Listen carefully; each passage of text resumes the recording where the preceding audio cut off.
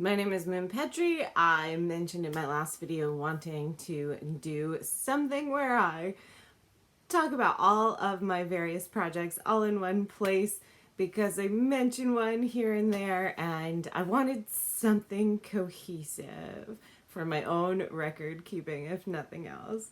And in talking about my projects, it only makes sense to talk about my process and how I switch from project to project, or how I've written so many books and yet so few of them are done. So the project I was working on when I started this channel 4 years ago, I sometimes called With Honesty, which was the perfect title, except it sounds like a contemporary. So I also sometimes called it The Deathmaker's Child, which sounds like a fantasy, which it is. But I was never super comfy with that one. It took me years to write it, that first draft, and I finished the first draft in November of 2018 and was working on revisions when I started my channel in February of 2019, just about 4 years ago. I took forever to write it for a variety of reasons. I was handwriting each page, every word of that first draft. Once I had a chapter or two, I typed it up. I did a little editing as I went, but that was largely about line editing stuff. And during this period of years, I had a miscarriage and 2 babies, and one of them did not really sleep for more than a couple hours at a time for 15 months. And I was a little scattered. I did not do a lot of writing. I watched a lot of Netflix in my sleepless stupor. I finally finished that first draft, started revising, and after a couple of revisions, I started working on something else. So April of 2019 was the first time that I did a nano event at all. I did camp in April, and I think I started with a lower goal, but I ended up raising it to 50K, and I wrote 50K of a new project. And then I went back to work on this fantasy some more. It's a YA portal fantasy that went through a bunch of different revisions, so many rounds of betas. I had no idea what I was doing with betas, but that was how I found my most consistent beta reader. Hi, Joey Cron. So thank goodness for that. The process was more important than the book, I think, although I was pretty attached to it at the time. It is the first thing that I queried, and I started querying that a year and a half ago, a little more than that, and I only had one full request. I only queried about 36 agents, and then I was ready to move on. So it's a little bit, I'm gonna write a fantasy novel, include all the fantasy things. So yeah, I'm glad I wrote it. It got me to where I am today.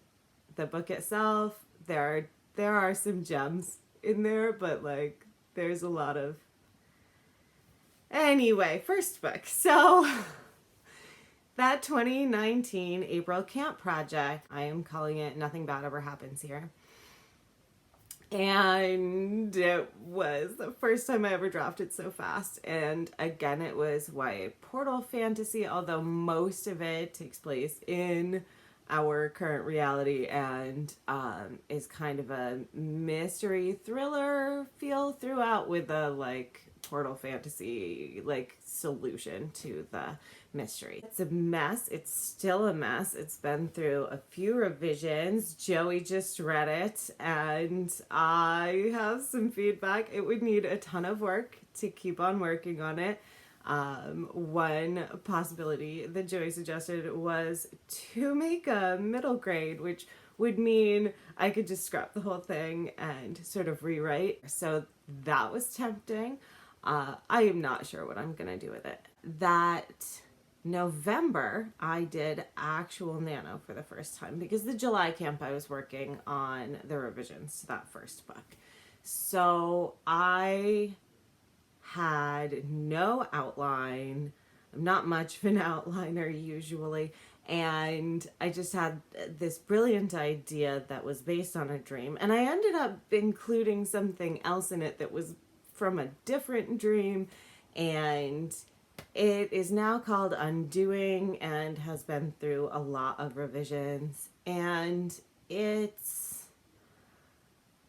a little more action-packed, a little more violent. I would call it urban fantasy because it's like a reverse Portal fantasy. Somebody from somewhere else ends up here. So it's super fun because it's super fast-paced and action-y, and because the world that the protagonist comes from is sort of steampunk inspired. And so in a lot of ways it's super fun, and it is way better than the other two that I had written by then. So yay, progress. Is also pretty snappy, and I think now after tons of revisions it's in the 70s, 74 maybe, which I think is awesome. I have not revised it based on the latest feedback I got, which was from Eva, who is just Eva on YouTube, or Bookend Lane if you want to find her website. She is amazing, and she does edit professionally, and she just, I have such good stuff to work on. And I haven't done it, but when I do, I think that's it. I think that will be the final draft. Then I spent most of the year working on various revisions, and you'll see this is the process part. This is what I do. Draft something, put it aside, and go back to something old and keep revising it, and then draft something else. I don't project hop from one to another during a day, or even generally during a month. I'm a very month-based thinker, and I make a goal of like this month or these couple of months, I'm gonna focus on this one thing. I started writing this thriller because I had this amazing adult thriller idea. Truly a great idea. There's a lot of media presence, and obviously there are like murdery things going on, but the very present antagonist, not the like solution to the mystery antagonist,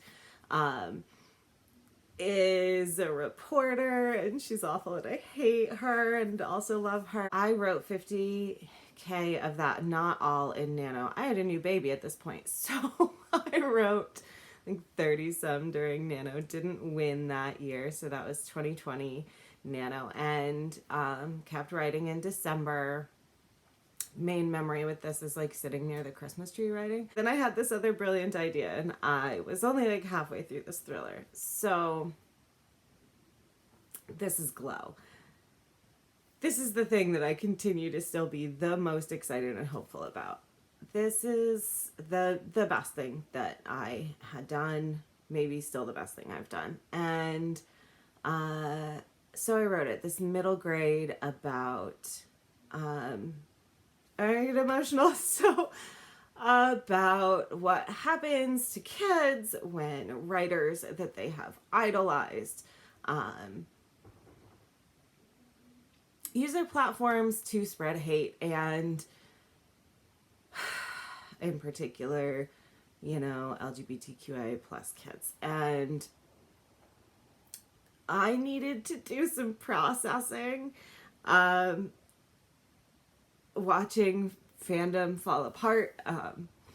Anyway, so it's super cool. It's called Glow because the LGBTQ club at the middle school is called Gay, Lesbian, or whatever. And I did steal that from reality. That is the name of some of these, what we used to call gay straight alliances. Anyway, I'm old. I'm from the time when the posters for the GSA would get ripped down, not because kids were vandalizing, but because teachers would let them out of class to do that. So yeah, this is the book that, people say the book of my heart, and I don't say that, but it is tremendously meaningful for me, and I'm really hopeful that it will be an actual book someday and have some impact on somebody.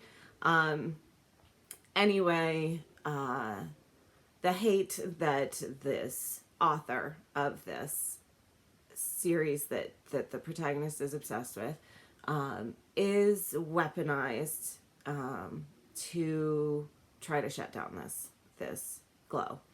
So it's about discovering yourself, and do you stand up for what you believe in, even if it means outing yourself, and how do you cope with the fact that this huge thing, this piece of how you became who you are, falls apart in this awful way. So that's Glow. Been through a bunch of revisions, and I have been querying it. I sent the first queries about a year ago, and it has been a long road. I don't know how many queries I've sent. I continue to be hopeful for this book. I have had 4 full requests, 2 of which were rejected. I have 2 still with agents. The full one agent did ask, not an R&R if you haven't seen the video, but some revision suggestions, and asked to see it again. So it is currently in what I would call draft 5, and it's out there. It's my greatest hope.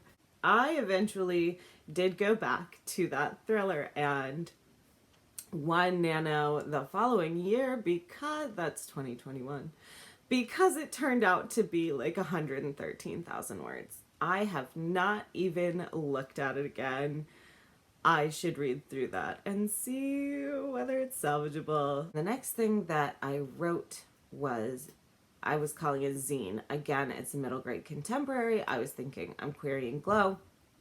I want to be able to say I have this other in process middle grade contemporary, and it has some similar footing, again dealing with a bi or pan protagonist, because that's my reality, and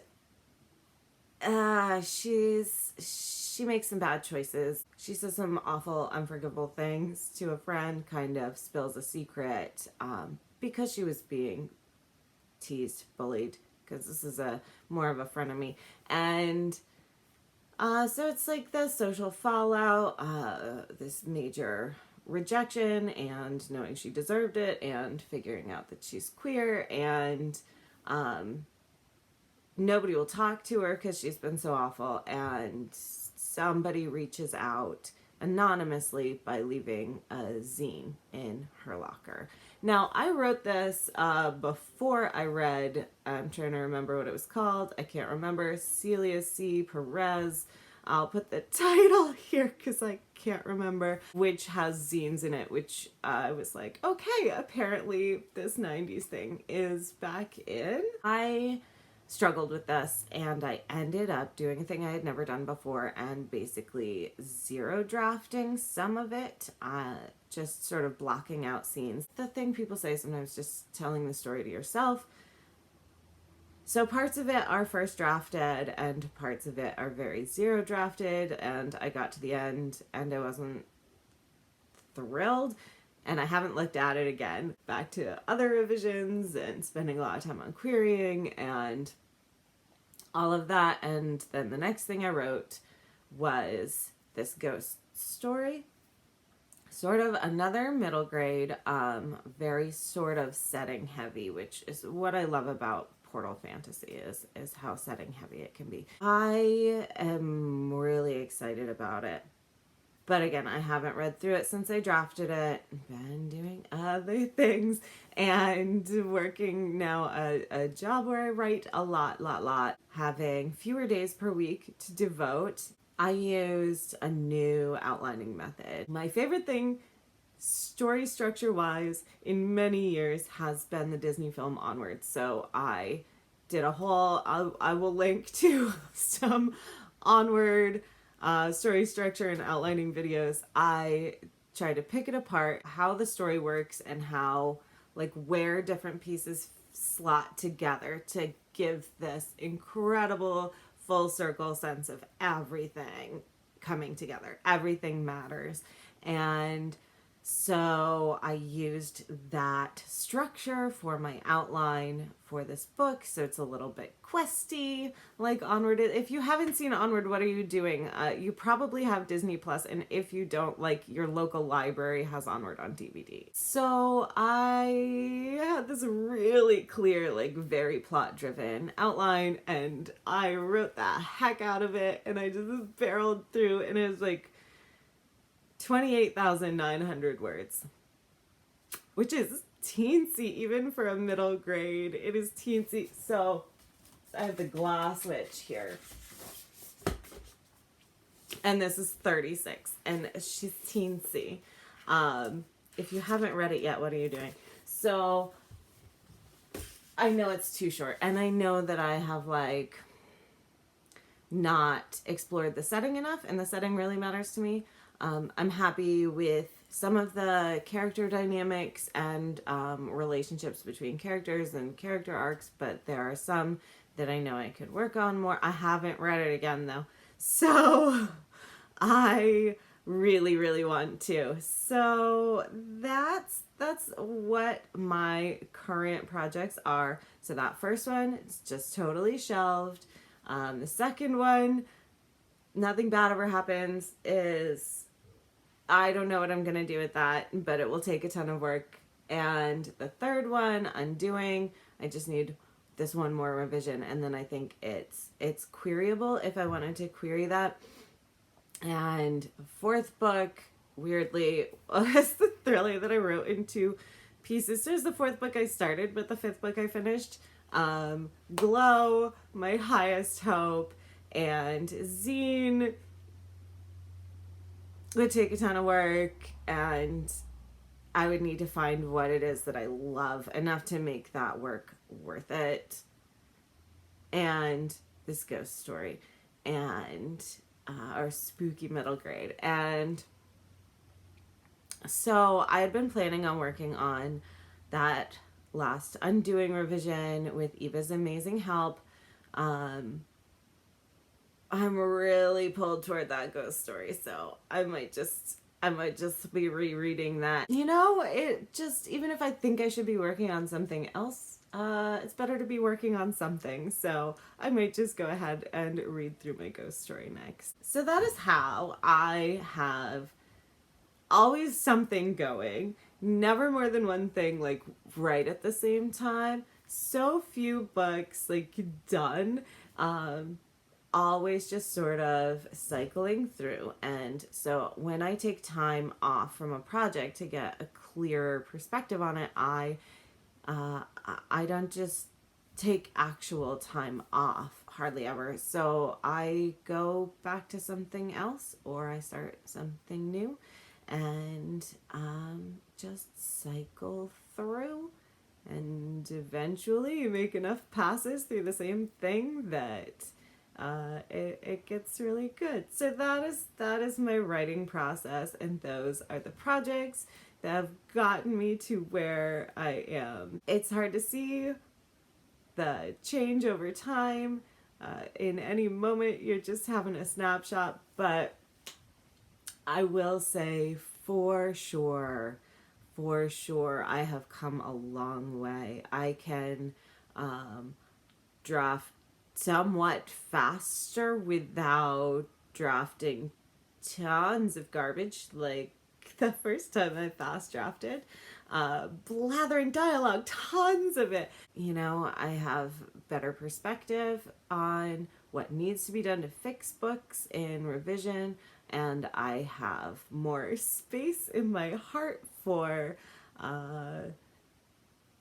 throwing stuff away, killing my darlings, and even moving on from projects. And I'm so much less precious about my work.